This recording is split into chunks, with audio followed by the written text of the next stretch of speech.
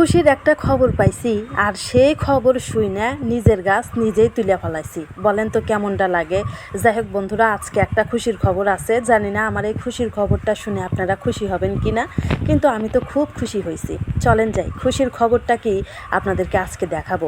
এখন আমি আসলাম আমার বাগানে, ওই যে পিছনে আমার ঘরটা দেখতে পারতেছেন। এখন বাগানে আসলাম কারণ বাগানেই খুশির খবরটা লুকিয়ে আছে। কি লুকিয়ে আছে এই যে দেখেন, এগুলো হচ্ছে আমার বটবডি আনাসের গাছ। আমি এই গাছগুলো জাংলা দিতে পারতেছি না, কারণ বাঁশের অভাব, বাঁশ পাচ্ছি না, সেই জন্য বাঁশের অভাবে জাংলাও দিতে পারতেছি না। এই গাছগুলো কিন্তু এখনও মাটিতেই আছে, এই যে দেখেন। কিন্তু হঠাৎ করেই আমি দেখি যে আমার গাছগুলোতে ফুল আইছে, গাছগুলোতে এইভাবে আনাজ ধরছে। আমি তার খেয়াল করি না। জীবনেও আমার হাত দিয়া কখনো বটবডি আনাজের গাছ রোপণ করি নাই। এই প্রথম বলতে পারেন, আমার জীবনের প্রথম আমি এই বটবডি আনাজের গাছ লাগাইছি। আমি জীবনেও কল্পনাও করি নাই, চিন্তাও করি নাই, মনের মধ্যে একবারও ভাবিও নাই যে আমার গাছগুলো ফলন দিবে।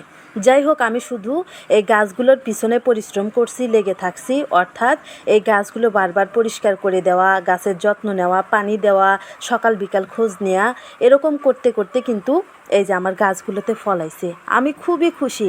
যখন নিজের হাতে রোপণ করা একটা গাছে ফল আসে, তখন মনে হয় কি জানেন, মনে হয় যে পরীক্ষায় পাশ করলাম। আমার এই গাছগুলো একদমই ছোট্ট ছোট্ট গাছ, দেখতে পারতেছেন। এখন পর্যন্ত কিন্তু আমি জানালাই উঠাইয়া দিই নাই, তার আগেই ফলন আইছে। বলতে পারেন যে ছোট্ট প্যাকেট আর বড় ধামাকা, মানে যে ছোট্ট একটা জিনিসের মধ্যে বড় বড় ধামাকা লুকিয়ে আছে। এই যে দেখেন কত সুন্দর হয়েছে। এগুলো আমার অনেক শখের। আমি এর আগে অনেক আনাজ গাছই রোপণ করছি, সিম গাছ। তার মধ্যে এই সিম গাছ আমি কখনোই রোপণ করি নাই, এই প্রথম রোপণ করছি। এই সিমগুলো আমার খুবই শখের। আমি কখনো এই সিমগুলো রান্না করেও খাই নাই, নিজের হাতে রান্না করে খাই নাই। আমার গাছে যে এরকমভাবে ধরছে, আমি এতে খুবই খুশি, খুবই ভালো লাগতেছে। আমার কাছে এটা অনেক বড় একটা সুখবর। এই যে খুশির খবর তো আপনাদেরকে শোনাইলাম, এবার দুঃখের খবর শোনেন। আমি যে এখন এসে এখানে ভিডিও করতেছি, আর আগেও আমি এখানে একবার আসছিলাম এই গাছগুলো দেখার জন্য। এসেই কিন্তু এই আনাজগুলো আমি দেখছি। দেখার পরেই আর একটা জিনিস খেয়াল করলাম যে গাছের নিচ দিয়ে তো অনেক ঘাস হয়েছে, অন্যদিকে আমার গাছগুলোতে ফলন হয়েছে। তাড়াতাড়ি আমি ঘাসগুলোকে পরিষ্কার করে দিই। এই ঘাস পরিষ্কার করতে যাইয়া একটা গাছ আমি টান দিয়ে তুলে ফেলাছি। কোনটা ঘাস আর কোনটা গাছ আমি কিন্তু টের পাই নাই।